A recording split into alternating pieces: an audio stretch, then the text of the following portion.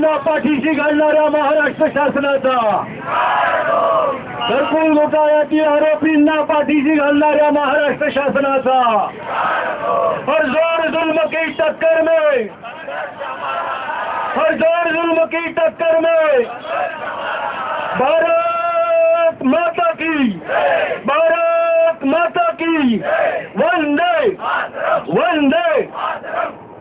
घरकुल घोटाळा जो शेकडो कोटींचा झालेला आहे त्याचे प्रकरण न्यायालयात चालू आहे आणि निर्मल कुमार सूर्यवंशी त्याचप्रमाणे प्रवीण चव्हाण हे दोन कर्तव्यदक्ष वकील शासकीय वकील म्हणून विशेष शासकीय वकील म्हणून काम बघत होते।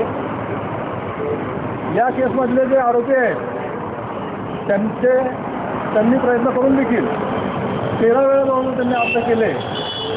खालच्या कोर्टापासून ते सुप्रीम कोर्टापर्यंत 13 वेळा यांचा जामीन अर्ज नामंजूर झाला किंवा फेटाळला गेला।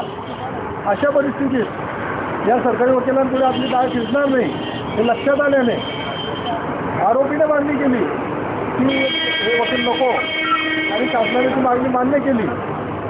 तडजोडीच्या मोबदल्यात त्यांनी हे काम केलेलं आहे, तर त्या वकिलांची निर्नियुक्ती करण्यात यावी या मागणीसाठी जळगाव शहरातील व जिल्ह्यातील सर्व जागरूक नागरिक, नगरसेवक आणि पदाधिकारी इथे जमलेले आहेत आणि 1 दिवसाचं धरणं आंदोलन आम्ही त्यासाठी केलेलं आहे।